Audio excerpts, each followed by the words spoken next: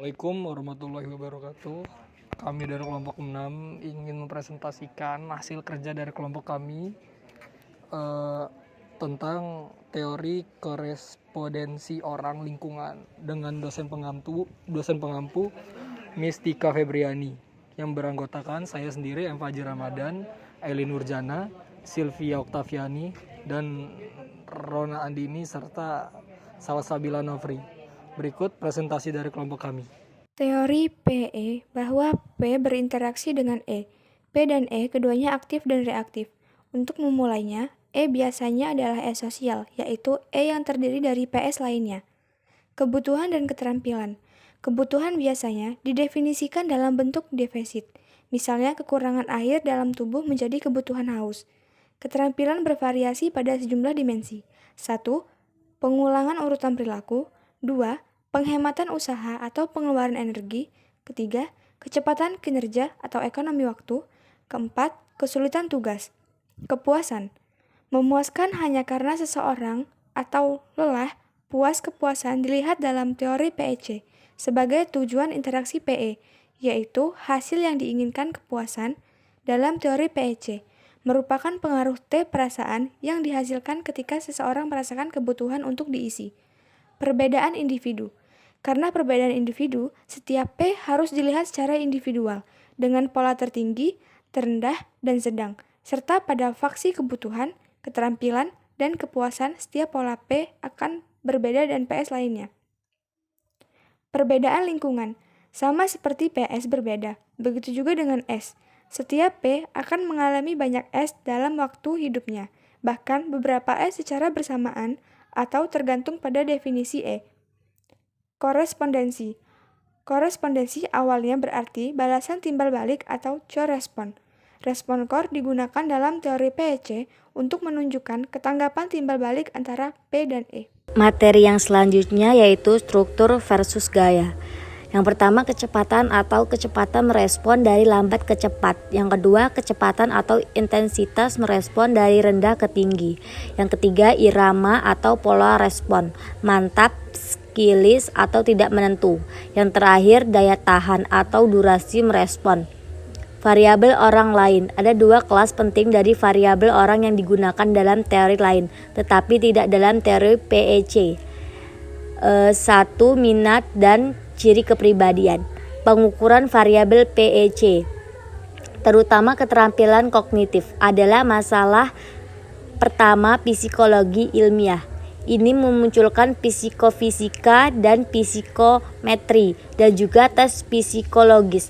Bahkan sampai hari ini banyak psikologi terlibat dalam penilaian dan pengukuran kemampuan manusia, yaitu keterampilan manusia. Kebutuhan, yaitu yang pertama, prestasi pentingnya menggunakan kemampuan seseorang dan memiliki perasaan pencapaian. Selanjutnya, altruisme pentingnya harmoni dengan dan melayani orang lain. Yang ketiga, otonomi pentingnya mandiri dan memiliki rasa kontrol. Yang keempat, kenyamanan pentingnya merasa nyaman dan tidak stres. Yang selanjutnya, keamanan pentingnya stabilitas, keteraturan, dan prediktabilitas. Yang terakhir, status pentingnya pengakuan dan berada pada posisi dominan. Selanjutnya, gaya kepribadian. Pengukuran gaya kepribadian belum berkembang sebanyak pengukuran struktur kepribadian atau kemampuan dan nilai keterampilan dan kebutuhan. Selanjutnya, profil kepribadian. Cara yang baik untuk melihat kepribadian total meningkat pengukuran yang baru saja dibahas adalah dengan menampilkan berbagai skor sebagai profil. Biasanya satu profil untuk setiap jenis variabel. Keuntungan dari file pro score adalah menampilkan banyak fitur yang tidak mudah dilihat hanya dari kumpulan skor. Pengukuran E. Fokus yang sesuai untuk E adalah pada persyaratan kemampuan E atau kebutuhan respon E. Sedangkan fokus pengukuran kebutuhan untuk P adalah pada nilai atau persyaratan penguat P. Fokus yang sesuai untuk E adalah pada penguat yang disediakan E. Kemampuan penguatan E. Penjelasan proposisi PAC. Ada 2 titik fokus untuk 17 proposisi. Yang pertama, kepuasan P dan kepuasan P. Kepuasan P harus diingat adalah kepuasan E terhadap P. Dengan demikian, kedua titik fokus tersebut sebenarnya adalah kepuasan P dan kepuasan E dengan P. Yang ketiga, validitas teori PAC. Dawes dan Lofquist 1984 telah merangkum penelitian yang telah dilakukan untuk memvalidasi proposisi teori PAC sebagaimana diterapkan pada lingkungan kerja, dan pembaca yang tertarik dirujuk ke buku itu untuk detailnya. Yang keempat, perbedaan individu. Pada penelitian di bidang psikologi, perbedaan individu telah mempelajari perbedaan antara kelompok secara intensif, terutama perbedaan antar jenis kelamin, antar kelompok umur, antar ras atau etnis, dan antar kelompok sosial ekonomi. Yang terakhir, validitas budaya. Struktur teoretis teori PAC dan konstruksinya dapat diterapkan pada budaya apapun. Orang dalam budaya apapun akan memiliki kebutuhan dan keterampilan, kemampuan, dan nilai kepuasan pemeliharaan dan penyesuaian.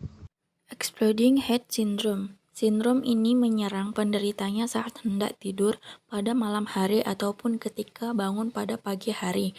Penderitanya biasanya merasa mendengarkan suara yang berdenging halus ataupun suara ledakan yang sangat besar. Gejala yang terjadi pada sindrom ini tidak selalu sama. Ada yang merasa dirinya mendapatkan terpaan sinar diikuti dengan suara tembakan yang keras. Setelah itu merasa gelisah, detak jantung berdegup kencang, dan diikuti dengan sesak nafas. Masih dilakukan penelitian lebih lanjut tentang penyebab, pencegahan, ataupun pengobatan sindrom ini. Apa itu ADHD? ADHD adalah gangguan perkembangan saraf masa anak-anak yang paling umum. Kondisi ini biasanya didiagnosis pertama kali saat anak-anak bisa bertahan hingga dewasa. 3 subtipe dari ADHD adalah A.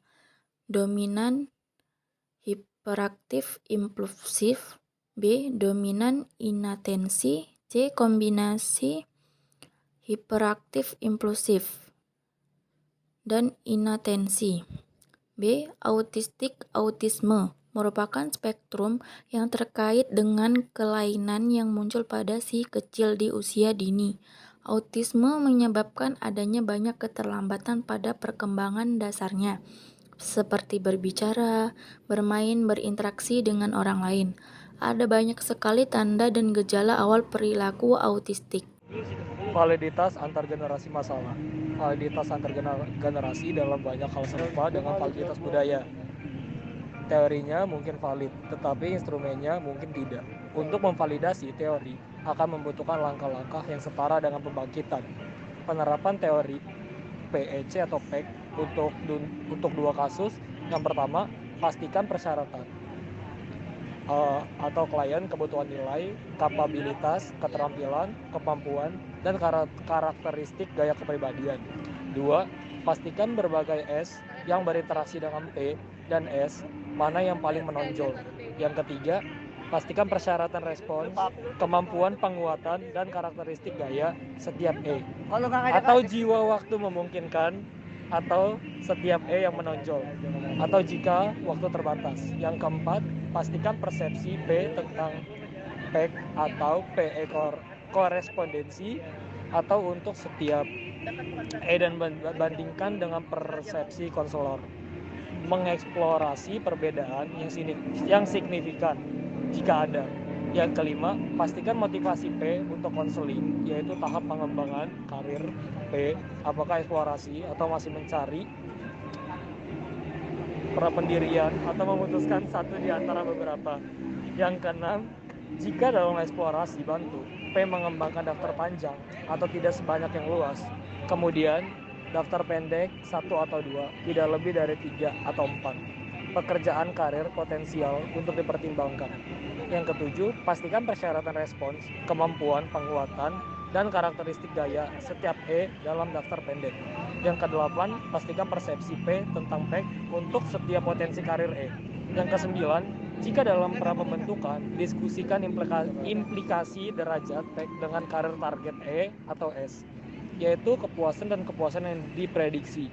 Yang ke-10, diskusikan implikasi dari faktor-faktor lain, atau misalnya tanggung jawab keluarga, biaya pelatihan dalam waktu dan uang, pertimbangan keuangan lainnya, kesediaan untuk pindah, jalur karir alternatif, prospek pekerjaan di masa depan. Sekian presentasi dari kelompok kami akhiri. Wassalamualaikum warahmatullahi wabarakatuh.